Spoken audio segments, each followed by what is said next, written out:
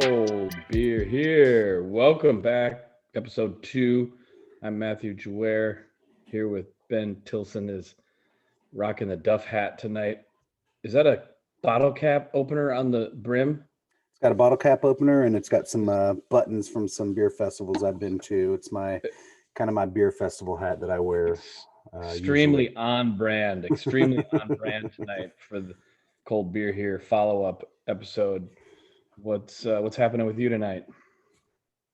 Just made it past Easter. Just made it past my birthday. Turned 39, so got to do my my final year in my 30s. Going to do it big, but just living life, living the dream. It doesn't change that much when you turn 40, I promise. I didn't really think it did. They don't even check for prostate cancer anymore until you're like 45. So no problem. All right, so I got another 6 years before the fun stuff begins. What are we drinking tonight, dude? We are drinking a good old classic from around the world. Can't go wrong with a good Guinness.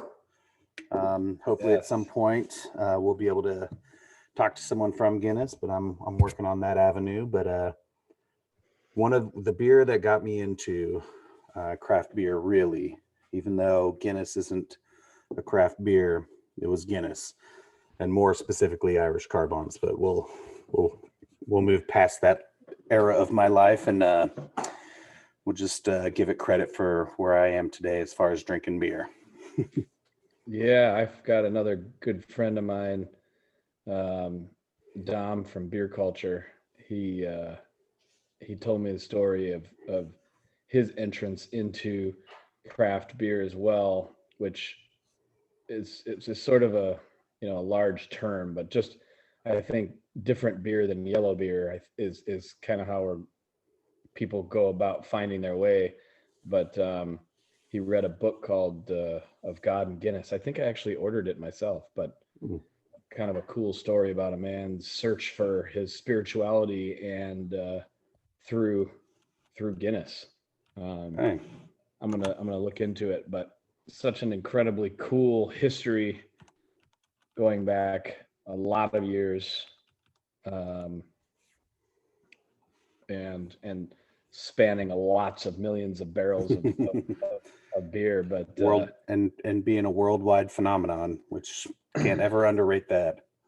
yeah, I have But you can also overrate it, because Budweiser is a worldwide spanning phenomenon, but there's stages to it.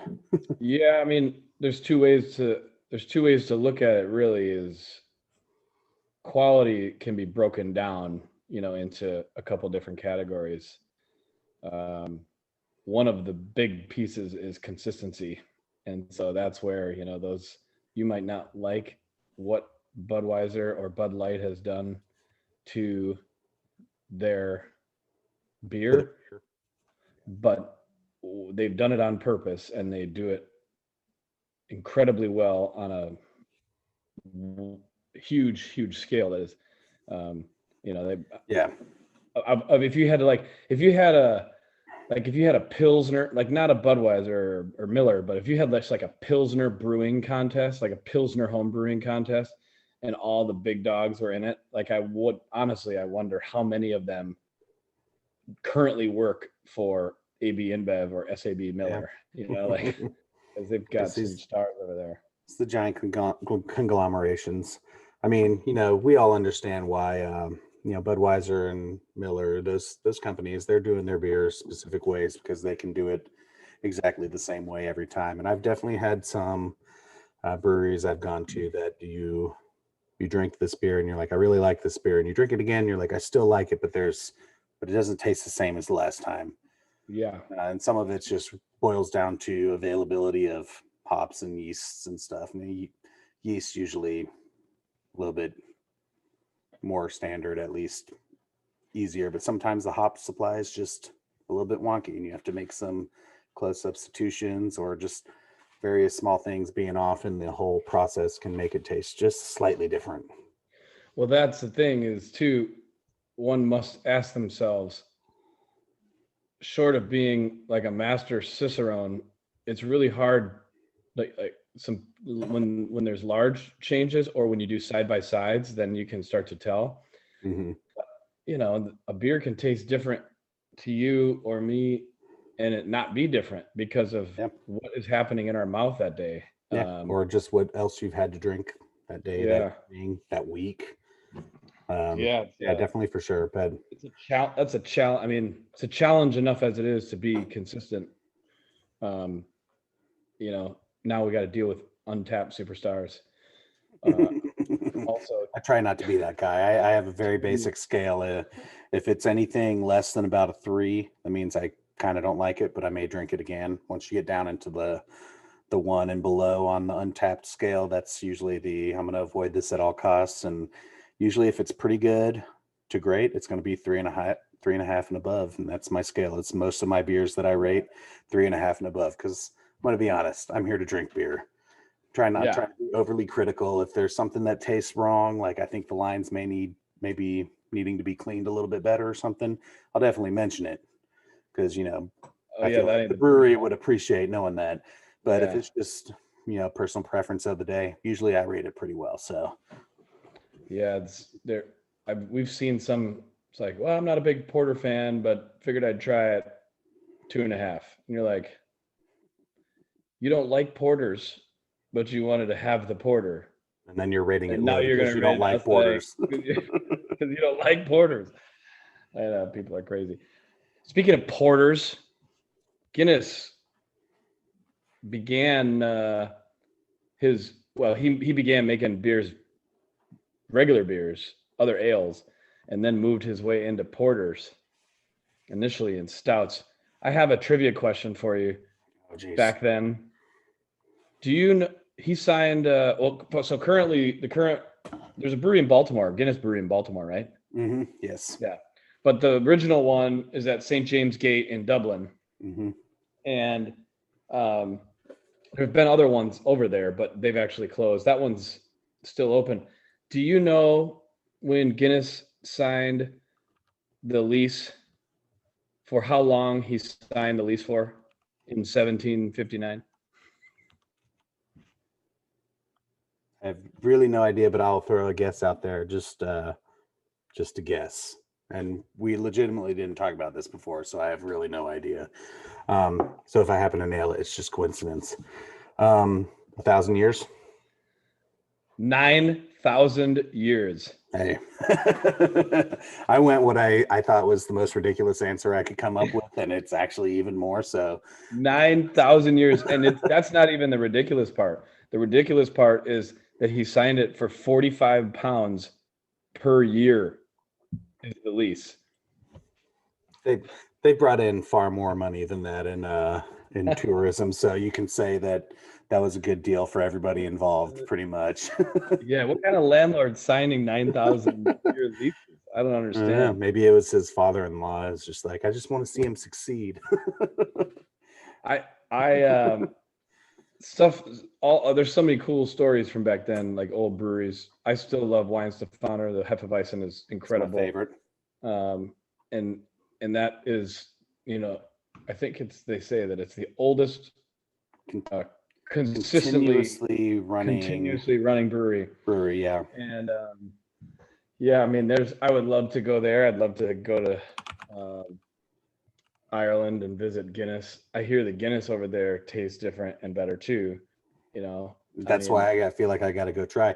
Well, it's just like I get canned stuff, I get bottled stuff, I get growlers, and then I go to the brewery and I get it on tap. And there's definitely a different feel. There's even, I feel like, a different taste between bottles and cans, much less going into having it directly on tap, and then even just going and getting like a really fresh beer on tap. There's like phases of difference between all of them, and I'm in the same boat. Weihenstephaner is probably my favorite. It's my go-to if I go somewhere and I haven't had a chance to look at the menu and really think about what I want to drink, but I see that they've got that logo. I'm like, I know what I'm going to drink first. Yeah. Give me 16.9 ounces of that. And while I'm drinking this, I'll think about what I want and go from there. So it was my starter beer for probably about 2 years of mid part of my craft beer drinking. It would just start with one of those, and it's been a dream of mine to try to get to go there at some point and just, Yeah. Have one there. do some beer tourism, have one there, and just kind of enjoy myself. And the same thing with Guinness. I mean, I've never been to Ireland, but I've always wanted to go. And if I ever go to Ireland, that's on my stopping list of places to go by and check out. Yeah. Yeah. There's only a few of those. I think, there's a bunch that would be great to go to, maybe not even heard of, but there's a couple out there that are legitimate standards and have some really, really cool history. I'm a history nerd, so I'd be cool going from World War II exhibit over to beer exhibit over to whatever else they were going to tell me about the old days. Just run along a line of different things and then just enjoy yourself all along. Yeah. I do like Guinness a lot. One of the things I think that's neat about Guinness is that traditionally, well, I don't want to say traditionally, but generally speaking, people think of dark beers and they think of dark beers as heavy beers. Obviously, many are. But the reality with Guinness is that it's 125 calories in this can. I read I think that Dogfish had like 120 minute. So what's that? Is that a double IPA? That's their triple IPA. 450 calories.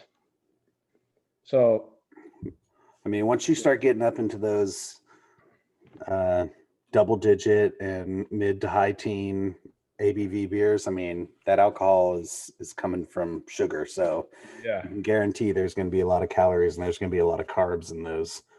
A ton. But a lot of the flavor from stouts and porters, they come from the malt specifically. You think that being kind of like richer in flavor, that means that it's definitely going to have, just more of everything. Like it's like a dessert, but that's definitely not the case with stouts and porters necessarily. They can be. I wonder if it depends what goes into that's it. what it is. I wonder if it's chocolate. I wonder if, you know what I mean? Like it's dark things are like sweet.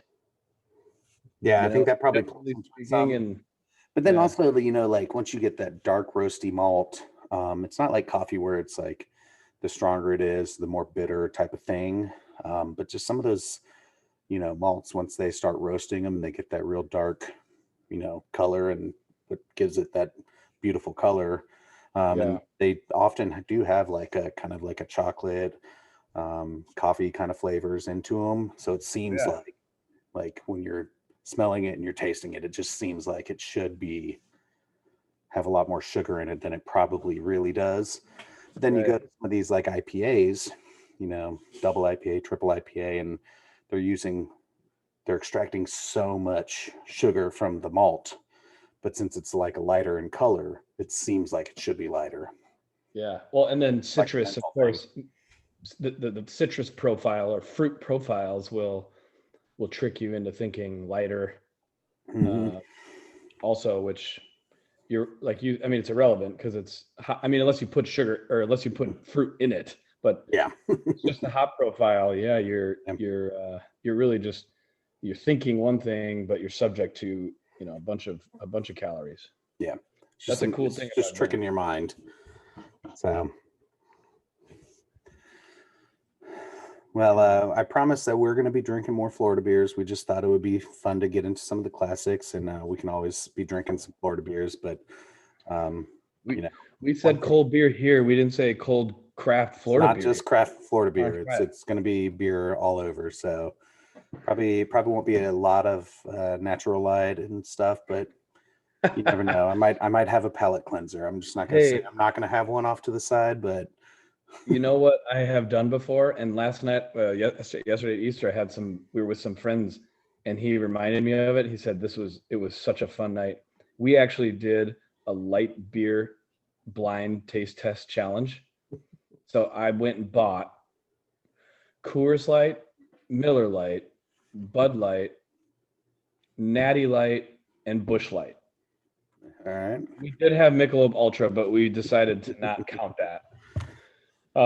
And I felt like I could trust my palate the most, and I wanted them to be totally blind for it. So I poured. So I kind of knew which one was which, but nobody else did. And it was really fun to do, and it showed you how terrible Bud Light is. I mean, I already knew, and it was, and everyone else knew the minute we started drinking. Oh, But I could crazy, definitely pull Bud Light out if you ever gave it to me blind taste test. I know exactly what it tastes like. it was a close race for 1 and 2, with Busch Light edging out Natty Light, and that was interesting to me personally. I kind of thought that Busch Light would be the best because I've liked Busch Light for a while, and I think it's really clean. It's just a very, very clean light beer. But I didn't know Natty. I think people think when they think of Natty, they think of Natty Ice, because that was a lot of people's first experiences with Natty. But I've never had a Natty Light. So that really surprised me, because it ended up above Coors and Miller as well. Yeah, that used to be my constant go-to. I've kind of shifted over into Busch Light when I need to be drinking something light. I'm gonna be outside a lot and just want something to drink. That I've pretty much switched mostly over to Busch Light, but Natty Light for about a solid 7 years of my life, it was a consistent one. Nice. Yeah, I do remember one time I accidentally grabbed Natty Ice, and I don't think I ever finished that 6-pack of Natty Ice that I bought. I think I still had 2 left, and I finally was just like, I'm just gonna toss them. It's it's a really harsh beer. I mean, it's kind of like drinking malt liquor.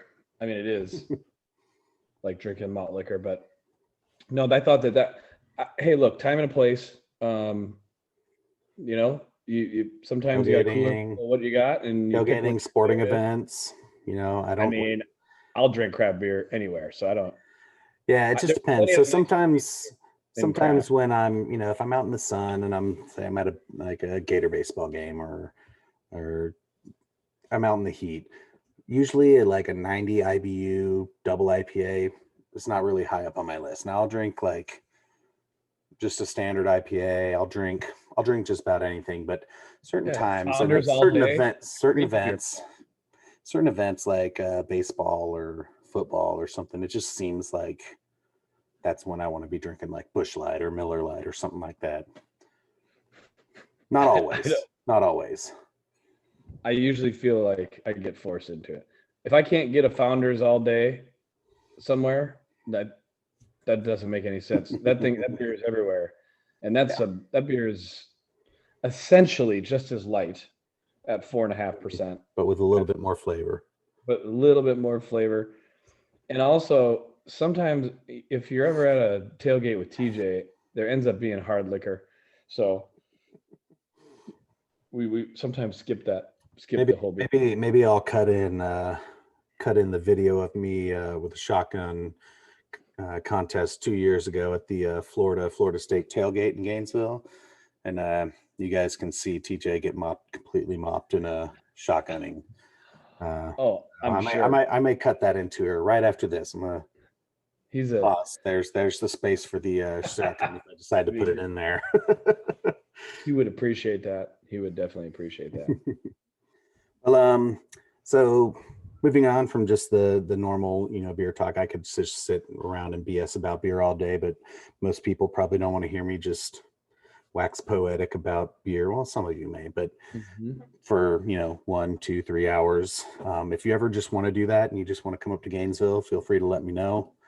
I'll be glad to meet you at a brewery or a tap room or somewhere, and we'll just sit there and drink beer and just talk about it all night. But we'll move on a little bit. I was looking up some stuff. Part of what I think we're trying to do is also get into some of the legal aspects of breweries and kind of alcohol in general. And so I was looking at some things, and I found a couple interesting things, and this is from near the beginning of this COVID pandemic.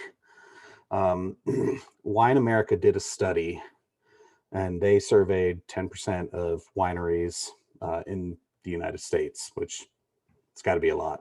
I have no idea how many that is. And they determined that the financial impact, the negative financial impact in March alone, when everything just shut down, was $400 million. And so from there, they said also, and during that same month, about $700 million worth of sales disappeared for craft distilleries. And then that they determined that craft breweries would register a 10 to 20% decline in sales from 2020, from March through, well, the whole year, but really from March till whenever things basically were still shut down. So I was just I know you didn't open up Bay Cannon, 8 years before COVID came along. You guys were, I remember TJ talking about y'all, and I feel like it wasn't immediately, like 7 months, 7 months like prior before. So you may not have a whole length of time to compare to. You don't have 3 years of previous financials.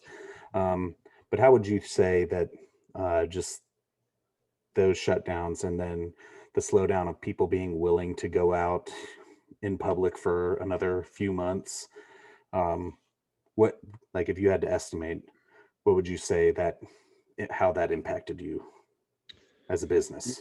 Yeah, it was tough because, one, we were a community tap room model, not for distribution. So we weren't built and we didn't have product on the shelves. The places who had placement already in off-premise liquor stores, those places were able to pivot a lot more simply and successfully to mitigate some of their losses. They certainly saw those losses too, but not as badly. And we just were like, we thought we were picking something that was going to be more sustainable, higher margins in the tap room, so be smaller and be more profitable. But the reality was that the project took the turns that it took. We ended up buying a building, which is great and sustainable for the business, but also we were in a neighborhood that was far less developed. And so that was its own challenge by itself. From a traffic standpoint, we weren't getting the traffic to begin with. So we were working on that and using our, every month it was getting better because of awareness and just letting people know we're around. But 7 months ain't nothing. I mean, there's still people now in Tampa don't know we exist. So, that's because they're not walking down our sidewalk on a regular basis, not yet. And so that part was one. And then the fact that we had no product anywhere else was two. Yeah. And so the effects were pretty significant. I think it was like month over month or 2 month over 2 month, we were down like 75%. And in that time, we realized we were selling to go best we could. We had, our whole cellar was full. So all the fermenters were full of beer and they shut us down. And we were like, well, let's bring in the mobile canner. Yeah. So we brought in the mobile canner and then we just started selling to go and we started shipping. And we were using a company here locally that was doing shipping. And at that point, a lot of the stuff you're talking about with these laws, they're very state by state oriented, and that's how alcohol laws are, even though the feds do have their arms around some of it. But people, it was just sort of the Wild West. We were just like, well, shit, we got this beer. What do we do? We got to figure it out. And we furloughed everybody, and me and my dad started working, and we're pouring crowlers for people and selling beers. And then when if we had a couple decent days, we're like, oh, let's use $100 of this and bring Brandon back or bring Phil back and have them work the bar, and see if we can give them some cash. And so we tried to implement our our old workers if they wanted to, if they felt comfortable enough doing it, and a few did.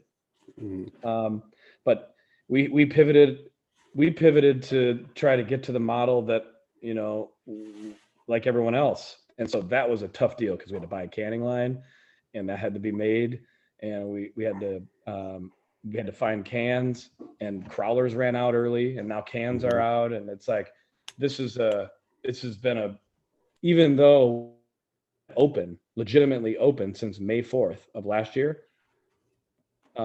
It was 25% at the beginning, and then it was 50%. And no matter what, like that, you just look at that data all day, and there's people just aren't coming out. They weren't, because of whatever their fear factor or fear level was. They weren't coming out. And again, we at that point had started to get some beers on shelves at ABC, but it wasn't anything enough to sustain, you know, a real the volume and any kind of business. And so, yeah, that like you said, we don't have the data from all of 2019, but we were starting to make some strides. And then that just, you know, it's just really cut your legs off. And then you're in a neighborhood. And here's one of the things that I read articles on this, and it spoke to me because it was true for us. What people did during the pandemic was, when they began to feel at least comfortable enough to go grab some food somewhere, or even just to go stuff, their circle of where they were doing that from shrank. So it went down much closer to around their house. And so a lot of our customers are from South Tampa, which is extremely population dense and it close to where we are, but they don't live in West Tampa. And so there's plenty of stuff they can go get in South Tampa, plenty. So they probably were doing that. A lot of small businesses there too. So we saw the regular COVID hit like everybody. And then we saw extra, where it's like, shoot, you know, because some places were doing to-go deals and they were getting smashed, man. These guys are selling, some of these guys over here selling burgers, and they were doing like $5,000 a day just selling burgers. And that's awesome because they were able to put all their people back to work and do all that. Like I feel great about it for them, but it's like, we were like, well, I don't know if we're going to get what about us? So we started doing things, some delivery that became legal because the state made that. We were shipping. We were trying to find the gray area in shipping, and a lot of people are doing that now. I'm actually going out to Denver in September as an invited guest for the CBC, and speaking on a panel for direct to consumer, you know, shipping beer, because they saw me on social media, probably talking about, like, we're trying to advertise and promote it. And so I'm on a panel with Sierra Nevada, Great Notion, these way bigger breweries than us. But I think that they wanted to get voices an idea from all around. There's 8,500 of us, and most of us are like our size. You know what I mean? So like, hey, how did you go about doing that? And can you speak to some of these other people that maybe are looking to just try something? And what is it? Obviously, they're not going to be able to do what Sierra Nevada does or these other guys. Great Notion. You should look up Great Notion. They have an app, and you can, I don't know if we can in Florida actually get the shipping, but they're shipping from their app. It's a beautiful app. They come from tech, and they have done an incredible job creating a really, really neat experience that's definitely different than most breweries. But you know, that's the kind of stuff that's happened, and we don't have the resources to do a lot of that. So we've just kind of been bootlegging and guerrilla marketing and selling. Yeah. Well, it's interesting that they clearly wanted some different perspective, because, you know, obviously, so there are breweries that sit in a different kind of stratosphere as far as like their capability. And even just within the state of Florida, you know, you've got Cigar City, who is just, especially with what was the Canarchy thing that they joined in with Oscar Blues and I can't remember off the top of my head. Canarchy owns those breweries, including Cigars. So like they even moved from like this stratosphere, like from up here, to like even further beyond that when that happened. And then you have, you know, other regional or state ones. You got Swamphead, who they've got some pretty good mobility capabilities of doing different stuff. And then you move further down. And then, but like you said, most of the, if you were to do it like a graph, it'd be like bar, bar. It's kind of like, Yeah. middle class. You're like, Oh middle yeah, class, it's exactly like the wealth inequality graphs. It's exactly like that. There's So 3 people over here that take up 25% of everyone's income. And then there's so there's clearly some different capabilities. And obviously some areas, some cities, and like you mentioned, states and cities, they have their own different regulations surrounding craft beer and liquor and wine as well. It's a little bit of a hodgepodge between the different types of alcohol, craft alcohol that's out there, and just how weirdly split and separated they are. And as far as who can do what, well, there's wine, 3 basic groups. shipping. There's you have wine manufacturers. Wine is, fermented from fruit. Wine includes mead, which isn't fruit, but that's what that is. You got beer, malt beverage manufacturers, which does include seltzer because it's malt derived, as long as it's malt derived. And then you've got the distillers and spirits. And those are essentially your 3. The thing that's really jacked up is that but it makes perfect sense because it's America. In 2005, the wine industry and the wine lobbies, they were able to pass through, I think actually went to the Supreme Court, but they actually got through shipping direct to consumer. Mm-hmm. But in 47 states now, if you make wine, you can ship it to your auntie in Virginia, okay. But if you make beer here in the state of Florida, you cannot. So, they legitimately have a law already on the books for this. It just is only wine manufacturers and distillers. They're keeping it narrowed. They have a beef too. And the distilling industry here in the state has grown, and they have a couple really great advocates also that are working on their behalf. And in some cases, it'd be nice if we could work together on that. Because I think there's a lot of crossover, right? I think more than anything, well, look, for beer alone, self-distribution is the big one. But aside from that, I think if anything alone, the ability for us to send a product to our friends in other states or people who want to be members, just like you could if you wanted to be a member at Duckhorn Vineyards or a winery somewhere, that's got to change. And I know that the big dogs are holding it down. And it's not even directly affecting them because you would still go to the grocery store and grab beer, even if you had a membership to Jester King. You know what I mean? Because once a quarter, you'd get some bottles. You'd still go to the grocery to buy a beer, probably the same pace that you would without that membership. But that's the fight, man. I just came down to pick up my El Catador for this past edition of that. And that's 5 months, 6 months that they run that. And that hasn't slowed down my purchasing of alcohol in general. I'm not like, well, in 2 months I'm going to go pick up this, so I'm going to slow down over here. Right. So, and people are going to buy. People are going to have immediate needs, and they're going to buy. And then there's going to be some special stuff that they want to get, and they're going to buy that as well. Like I feel like it's got to be kind of a net gain in general. Yeah, they're not trying to listen to these feel-good arguments when you get to, like government type stuff, whether it's state or even city, state, or federal. But really, people want to say, oh, the federal government, they could change that. They could, but it's really hard for the feds to do that. I suppose they could. They could just say, you know what? Forget you states. Anybody that's a small manufacturer, you can ship wherever you want if it's out of state. I don't know that they can. That's a really tough thing to do. The states have to regulate that. And, in our state, what really drives me crazy is that, like I said, it already is on the books. Like literally they could just put a comma after wine manufacturer, craft beer, beverage, craft distillers, manufacturer, and distilling. Like they don't have to rewrite anything or spend time. Just amend it. They just need to amend it as is and just add words to it and just include all these other ones. And that really does change.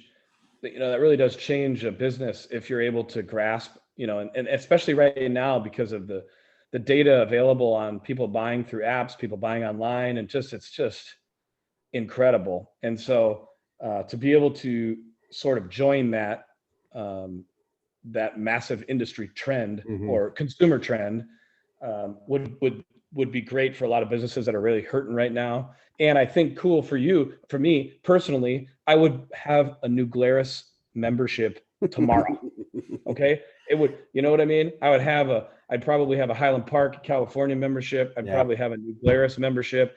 I'd probably have some Russian River. I'd have I'd have some stuff from around. Yeah.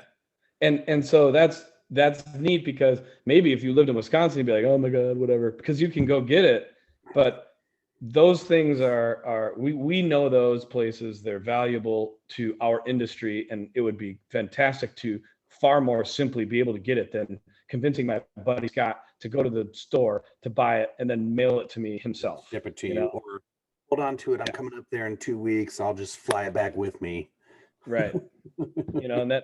And that really does need to change. There's a whole bunch of stuff from a tax standpoint that was in the article that you mentioned that just starts to get really difficult to parse out. But as anything else, and you won't ever hear this from everyone talking about increasing taxes, seems to me folks could pay less taxes that make less money and people could pay more taxes as they go up. And that big companies can cheat. That's like, going from 21 to 28% isn't going to change anything for Nike. They're still not going to pay. And I get that. But with alcohol, they can actually track it based on barrelage. So there's a way for those of us in this category. And to be honest, I think the governments, it benefits the governments, because if the cutoff is 10,000 barrels and you give us a fighting chance and we get to 10,000 barrels, now we got to pay more. And you helped us get there, and now you're going to get your VIG too. And then 20 or 30. It's like giving tax breaks to a sports franchise. Tax breaks, or helping with like public bonds to build new stadiums and stuff. All that is geared towards keeping them there and making them attractive enough for people to want to go and then spend more money and then help the area, which, it should. A rising tide lifts all boats type of thing. A whole bunch of data on sports teams in your town and people living there, that the idea that it's really hard being now in my seat. The hands are coming from so many angles, and nobody cares how big you are or what your revenues are, or that you've been in a pandemic the last 12 years or 12 months. It seems like 12 years. You're specifically hospitality so much. They're coming, the city's coming, the county's coming, the state's coming, and the feds are coming. And we got you got negative revenues, and there just isn't any nuance about it. And so that's a pretty frustrating thing. I think it's just something else you got to battle through. Everybody's got their weight that they're trying to pull through this thing. And in this industry, that's ours. So, I mean, at the end of the day, what I would tell people is, please do write your congressman or woman and your senators. If you have an opportunity to speak to them, tell them how much you love your local breweries. I've spoken to a few around here, and they really don't get it in some cases. Some do, some totally do, but some really don't get it and understand what it means to the community. They just think it's a neat thing and whatever, but they don't quite understand what it means overall. What it means, and the fact that, like, right now we employ 5, 6, 7 people, and it could easily be 15 if we got a little bigger. And if you multiply that by the other 35 breweries that are our size in the Tampa Bay area, this is a big deal. So you're talking hundreds or thousands of people once you, especially even if once you reach a certain size and distribution to the scale that you need may not be possible. So you may do some limited kind of local self-distribution and then farm out the further wider distribution to like a distributor. And then you take into account like the jobs that they provide. And then, you got line cleaning, there's a whole, ecosystem surrounding any business, anything that produces a product, there's some sort of supply chain, and there's, jobs in the state of Florida, and there's jobs obviously out of the state of Florida. So, I mean, there's a lot involved. Like you can look at it and say it's 7 people, but then throughout the state of Florida, there's hundreds of breweries, and probably 3/4 of those are, the size of Bay Cannon. Some smaller, some larger, but like on average, they're probably, if you take out the extreme high end numbers, you're probably kind of sitting in that kind of average range. And you're talking about, in some cases on the production side, you're talking about a vocation. You're talking about jobs that are available to potentially high school dropouts, GEDs, people who maybe just went the community college route, people who maybe didn't at all but found something they like. Like there's a lot of those folks, and a lot of people find their way into brewing because they just hated what they were doing, so they started brewing in their garage, and that kind of thing. And so the idea that when you go to your brewery and have beers, I just want people to remember there's a lot of positives for the community there, other than just a neat place to go and a gathering center, which community centers are fantastic too. But as a manufacturer also, because we kind of walk that line, that that there's a lot of potential there for your community to help grow these breweries. Tampa Bay Brewing Company is a fantastic example. They started as a small brew pub here in Ybor, and now they got a gigantic facility out in West Chase, and they're employing, they might have 50 to 70 people on the payroll. And when municipalities and neighborhoods help those things happen, everybody realizes the benefits of that. Yeah, for sure. So this is a very long-winded way to say support local. You can always support outside of that as well, but keep in mind that these places, especially, like if you live around the corner from one, they would love to have you as a regular. I'm just going to say. Hashtag and buy local, drink local. It's never going to stop you from going elsewhere and drinking or eating there as well when you get the chance. But this pandemic it reminded me especially that take care of the people nearby, because if they disappear, then all of a sudden I have to go outside of my area. The tailwinds are going to be a lot of positivity because people are get back to doing things that they used to. But the reality is there's a lot of baggage in our industry that is going to have to be picked up. And in many cases, people have already seen it. There's a lot of places that have kicked the bucket. And that doesn't mean that because people are going out now that everybody's okay. Like people are digging out of holes, and it's going to take a while. And so, that's just something for people to be cognizant of. If they do have a decision and they can choose something local, that, we would recommend they do that. Yeah. But no, we're not going to bash you if you choose to go somewhere else either. That's it. No, I mean, I'm not going to watch your pockets. You got to do what you got to do. We're trying to tell people why maybe some of those times they can choose to do something that's cool. Plus, usually the beer is better. Yeah. I agree with that. Well, I have signed up for a bunch of RSS feeds, so hopefully I can start getting some more news on some kind of Florida happenings as things start to continue to open up. We'll probably start to be able to talk about some beer festivals at some point. And we'll be pouring over in Jacksonville on April 17th at the Barrel Aged Sour and Cider Festival. We are going to be pouring Lena, our bourbon barrel aged imperial stout with coffee and habanero. We will be pouring a foeder aged mixed culture with raspberries. That will be a 1-year-old beer. That'd be dope. Nice. And then we're gonna have a dry hop sour. I think that a kettle sour that we're gonna pour there as well. But yeah, Sounds there's fantastic. they're starting to get back now. A few Starting to get festivals. I back know there's into one it. this weekend in Orlando that looks pretty dope. It's got like a bunch of barbecue and bands and a few I breweries. think I remember seeing that one. I saw there was one coming up. Might have been towards the end of March. I can't actually remember now, but St. Augustine had one going on that was like a 10 places, so not overly large, but definitely a good time. So hopefully we'll start to get some more of these start to pop, and we can start talking about some of those. I love beer festivals. It's like it's my amusement park. Great opportunity to find new places, and gosh, wouldn't it be great if they could ship to you?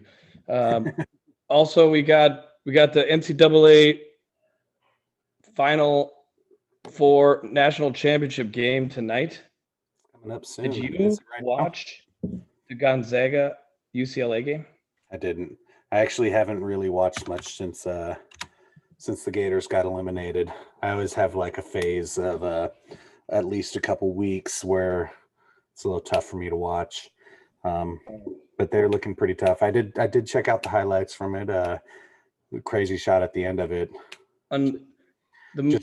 They seem destined to just win it. If the UCLA and Gonzaga sports information directors came to my house and asked for a donation, I would feel obligated to give them some because of how high level that ball game was. The whole game, it was so good. There were guys making hero plays all the time, and it came down to the most crazy hero play. It was an incredible game. I'm looking forward to tonight. Hopefully it's high scoring and fun. I'm definitely going to have – I bought 2 Guinnesses at the store, Ben, so I'm going to have the other one while I watch the ball game. I got a 4-pack, so we'll see. We'll see how many of those I get through. Nice. I also did buy a 20% double barrel aged Untitled Arts barley wine, so I'm probably not. I saw that. They iced it. It's like not legal. There's something weird about that. I got to look that up because I don't even think it's malt beverage can be over 14%.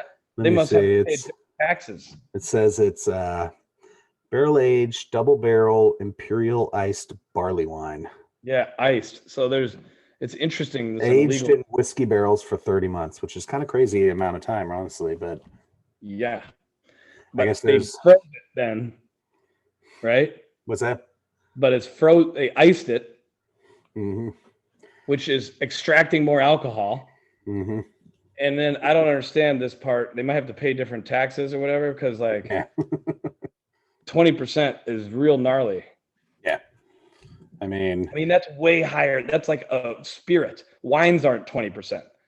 The so 120 minute is 18, and I think that's the only kind of standard run of beer, and they don't produce it nonstop year round, but 20%, that's pretty high up there. I have a Sam Adams Utopias downstairs, so that's 28 or 28 or something. Yeah, I think it's 28. Yeah, my buddy that was yesterday have one. That's kind of like a brandy, but anyway, we don't have to go too deep into that. Maybe I'll beer bong that Sam Adams Utopias on this podcast one of these days. We'll see. Oh, no. Right at the end, because may not get too much further. I don't know if it's even good. I mean, I would hope it is fresh. And the one I have is a 2017, so it's 4 years old now. So the one that I had that was fresh it's boozy, but it's like a liqueur. It's not. Yeah. It's very malty sweet. So yeah, it's almost 60. It's not bad. It's not really. And honestly, other than the way it's produced, I have a hard time even saying it's beer, because it's not super carbonated. Right. Well, and you can seal it back up and just stick it in the fridge for, since it's not have this, normal, what you consider beer carbonation, and you could just pop it open and drink some more a couple weeks later, and it's fine. Right. So anyway, we don't have to get into that now. I'll display the bottle maybe next episode. Yeah. They're cool bottles. Definitely show people the Utopia bottle. It's a cool bottle. Yeah, it's a very cool bottle, and they're all numbered and everything. But we can call it from here. Hopefully we can record again in about 6 days. I'm going camping next weekend, but I'll be back by Sunday. So cool. Yeah, dude. Good talking to you. Awesome. Everybody go out, grab a Guinness. I know that you haven't had one in a little while. Definitely worth it. And until then, #buy local. Buy local. All right. Peace out. Have a good Cheers, day. man.